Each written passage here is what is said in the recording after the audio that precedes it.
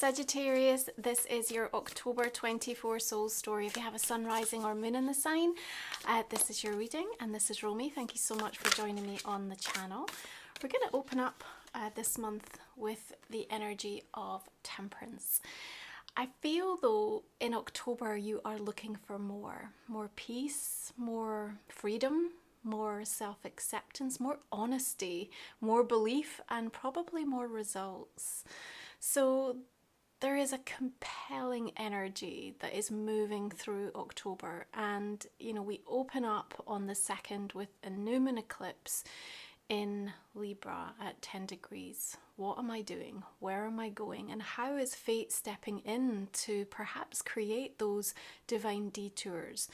At the heart of it though, at the root of it, what you're really seeking and what's seeking you is a greater balance in your life. But how we get to that point might feel like it's bringing in a little bit of ruckus, right? So this new moon eclipse has an activation with Black Moon Lilith, asteroid goddess, meaning that a lot of our primal emotional responses are going to be acutely felt, you know.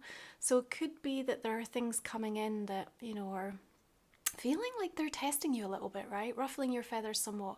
Your response here looks actually quite considered and quite calm because you're incredibly tuned in. And I think that there has been and will continue to be through this month like a steady stream of downloads, of messages, of signposts that are helping to validate that actually I'm on the right track with this. You know, your path is different to many other people's, and that's okay.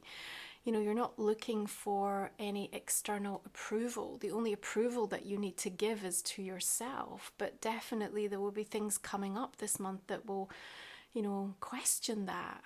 To what degree am I accepting, you know, the things that I say I won, or how I'm responding, or what's going on for me? You know, it's a new chapter, and I suppose what you're going to feel the universe is saying is, are you going with this or are you fighting against it? And maybe that's even a little bit black and white. You know, sometimes we're living much more in the grey.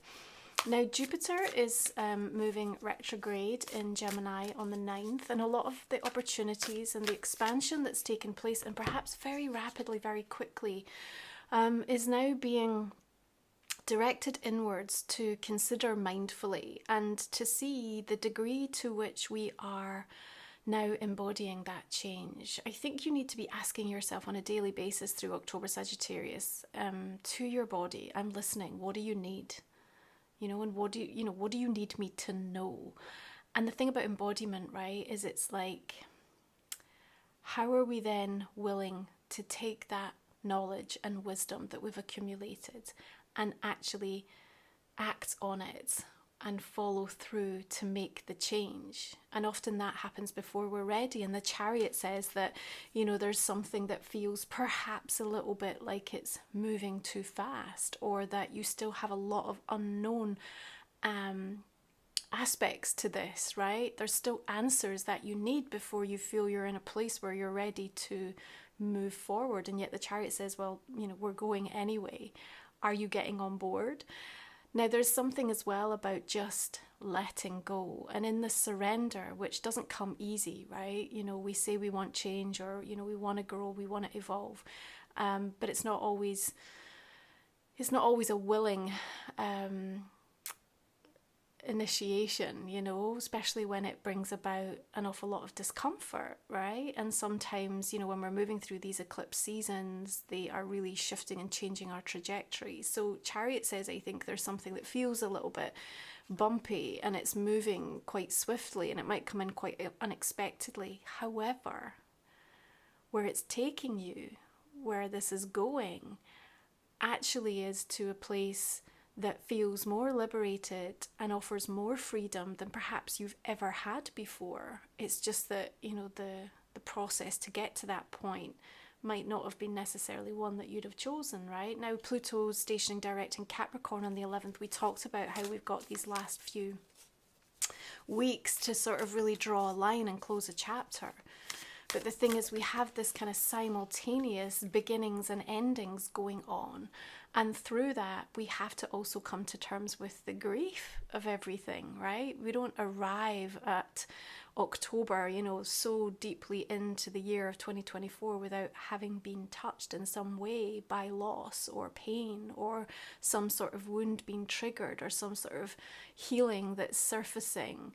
And maybe it's not been dealt with yet, and this is the month that you feel compelled to, or maybe there's something that's happening right around now, and it's like, even though you know there's no choice, like this is what I have to do, it can still bring about that feeling of grief. So there's a kind of clearing and a cleansing. I quite honestly think that the Three of Swords can be an incredibly powerful invitation when it shows up in a reading to say, you know, we really need to cleanse this. We need to clear the wound out. Otherwise, we move forward and it's unresolved, and then we're only ever going to get so far. So for me, this is about actually ensuring that the foundations that you're putting in place and what you're building upon, and actually what's coming in for you, you're going to be in a place where you're actually ready to receive it. Because often, like, the unresolved grief, you know, then can put you in a place where you will push things away, or you won't feel ready, or you won't feel worthy, or it'll manifest in all sorts of different, like, emotional responses, right? And you know, we've kind of got it coming at us this October, because Black Moon Lilith with that eclipse is saying, you know, here's all those, you know, unconscious reactions that you're having to stimulus and events. But then I think the Three of Swords gets to the heart and the truth of it. Now, we want to be mindful that we're in a month where the veil is at its thinnest, right? So we're going to celebrate Samhain and Halloween later in the month, but that means for the entirety of October, you are feeling and sensing energy more than you ever have, and we're going through a bigger awakening than we ever have. So the sensitivity is off the chart. That means, you know, your energetic hygiene needs to be absolutely on point, right? Return to the sacred practices that are going to keep you in check and supportive in, you know, the things that you're trying to navigate. Mercury shifts into Scorpio on the 13th, and you know, when I say this word compelling, which is really coming through for the month of October, you know, that's absolutely how we can communicate in the energy of Scorpio. There's a magnetism to it. Our words have power and potency and focus and intelligence in a way that kind of just draws people in, huge amounts of charisma. So that bodes really well where you're trying to actually position things, get your point across, and there's a rawness and an honesty with the Three of Swords. So it wouldn't surprise me if the tack that you take with whatever it is that's going on and important in your world, you know, maybe conversations in your relationship or things that you're trying to do from a work perspective, you know, the more real you are, the more honest you are, the more you share in that way, the more it's landing. And, you know, we're going to have Venus shifting into your sign on the 17th, the same day that we have this full moon in Aries arriving. And you've got the energy of the Fool coming in here. So three majors stepping forth, all indicative of this like new pathway that's forming.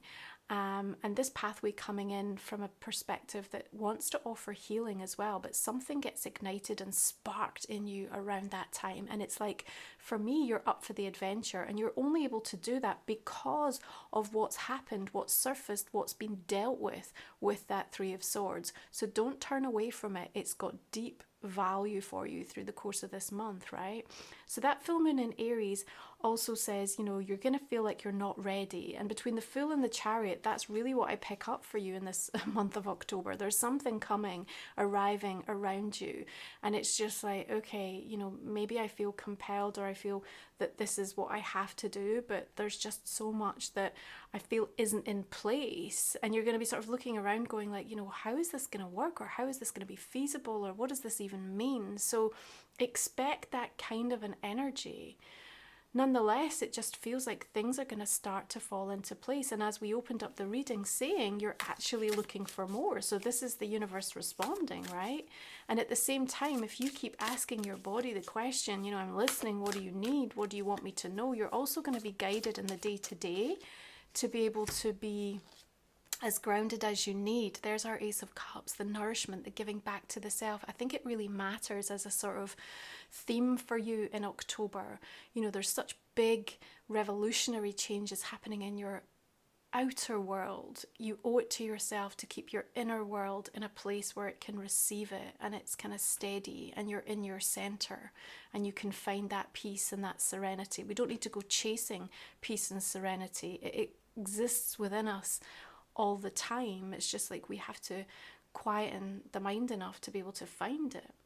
Now, I think you're also feeling drawn towards something that has sparked your passion, right? Could be a new relationship for some of you, could be a new project that you want to get connected to or return to, but just something is coming up, particularly around that full moon. That Aries energy is going, wow, I really just want to be all over this right now. You know, it just feels like it's making me happy, it's bringing me some joy, and absolutely that's the right place for you to devote and direct your energy right now. Anything that's going to help support to lift your vibration isn't you bypassing or ignoring things that need your attention, but what it'll do is it sort of balances things out so that then you can return to the things that feel a bit more tricky, a bit more difficult, a bit more challenging, and you're just able to bring the best of you because you have nourished and topped up or had time or opportunity to be around the type of energy that's really going to help you. Okay, so you know, your 11th house energy through Libra season, so there might be quite a lot going on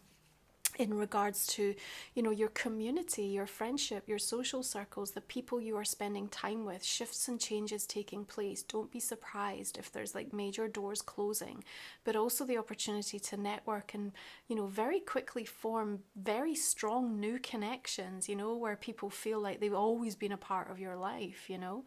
Shifts and changes in how you're using your technology on a day-to-day basis. You might give yourself a hiatus from social media, or, you know, try a different kind of app, or present yourself differently on something. So a lot going on through that season that means how you communicate, how you're perceived, how you're interacting with others is changing.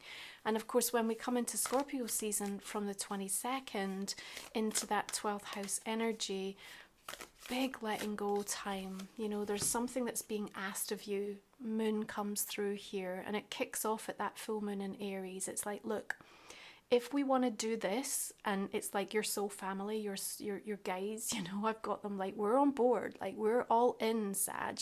But what it does mean is that we have to also let go of this, or we have to fully surrender into that. And that's the part that feels uncomfortable, that maybe you're not quite ready for. It's like, can I not just hold on to this whilst I go in that direction? And I don't think that that's what is on offer here. I feel like it needs to be that full firm closure, which we give to ourselves. You know, it's not about waiting for anyone else to step in and do that. You know, you have full control and sovereignty to be able to make that happen. Look at all these majors coming through. I do feel that October is like a big game-changing experience. A lot of it going on within you. Vesta, asteroid goddess, custodian of that sacred inner flame, how we take care of ourselves in Libra from the 26th. Again, wanting to find that balance and that harmony, and realizing the way in which we're showing up in relationships and the deep effect that's having on us. And so making some major choices and decisions about relationships coming through for you toward the end of October. There's some fear coming up, and that's okay. You know, I think, you know, all of us have that being activated because of the projection of the collective, but also because of the significance of what we're being asked to address and how we're being asked to change within ourselves. And that means it's going to be mirrored from people around you. So you might find some disruptive behavior from others, or feeling quite anxious about why people are acting or, you know, communicating with you in a certain way, not kind of sure where you stand, you know, all of this sort of energy that feels like there's a veil almost like in front of something. But at the same time, you know, we are accessing our higher self and the commune that we have with our higher self in a more powerful way. So this is the chapter, and this is the month where you're getting direct access to what's right for you. It's not that I wouldn't listen to anyone else this month, right? I think there's wise counsel that can be considered, but ultimately I think you're the one that's going to know what is going to be right for you. And what that means is that when you go all in and you make the choices and decisions, they're really going to come from within you. And that matters, because that's how the energy gets pre-paved and sort of really allows you to experience it in the right way, rather than someone saying you need to do this and you just going like, okay, I'll go do that then. That's not the vibe of October. This is like take charge and reclaim, right? You have this steady stream of things coming through for you. Now, if you're new to the channel, my last 3 cards we cover in the extended version of my reading. You're going to find that link in the comment and description box underneath. We talk for another 30 minutes or so. We're going to look at a relationship card and a personal question for you for October. I hope you'll join me. The investment helps me to just keep showing up for the personal readings. So I'm going to go ahead and clarify these cards and see the direction we are going to take this for you. We've got 7 of Wands, Ace of Swords. So please do check out over on my website, romywiser.com, my nude journal, which is going to complete the trilogy of my deck and my book. And you're going to find the opportunity to place your pre-orders. It's coming this November. And this is going to be a beautiful sacred tool, just like almost a soul Bible that's going to hold so much information that you know about yourself, that you are exploring within yourself, and just become this amazing kind of reference point for you. You'll find details over on the website, along with all my other sacred titles and ways to work with me. Some strong majors coming through this month. There's definitely some, you know, something that you're kind of, I want to say slightly overthinking, but also that, you know, it's almost like the stories you're telling yourself, or the fears about what does this mean? You know, where is this going? So there's some of that sort of surfacing through the month of October. But it's only because that moon, I feel, is just not giving you all the answers. But I do feel that you can access an energy that will give you that everything is well, all is well in my world, but it comes from within. It's not going to come from some external place for you. Detours from the divine. This is Life Soul Vision Oracle, Maverick of the Light, Energy Conversations, which is my deck, Labyrinth of Sweet Surrender. We've got Karmic Cause and Effect, and we've got Crown Energy, Activations of Wisdom. Okay, let's have a look at a couple of oracles for you for the month of October, Sagittarius. Now, we do have some beautiful dates with Venus, let me just say this, right, and Scorpio that are showing up, where she's trining with Saturn, trining with Mars, trining with Neptune, you know, peppered through the first part of the month, 4th, the 8th, and the 12th, I think. So check these dates, because they're going to be really beautiful times to be able to have the type of conversations or get into the right energy to explore certain things. Influence, interesting. Who is influencing you? Who is pulling the strings? But also the legacy and the impact that you're having. But I think in that 11th house, there's going to be a lot about realizing the degree to which where you are, who you're spending time with, groups you're a part of, where you're engaged, what you're directing your time and energy to, and you know what it's doing for you or not. Right, we've got the Time Traveler Oracle. I wanted this for this month because I feel like we're doing so much astral traveling right now, and there's just so much moving between dimensional energies. We've got breakthrough, you've got the moon landing coming on here. Okay, double moon with that major coming through as well. Thank you so much for tuning in. I hope you'll join me for the extended. Have a beautiful, compelling, exciting, transformative month ahead, and I will see you again next time.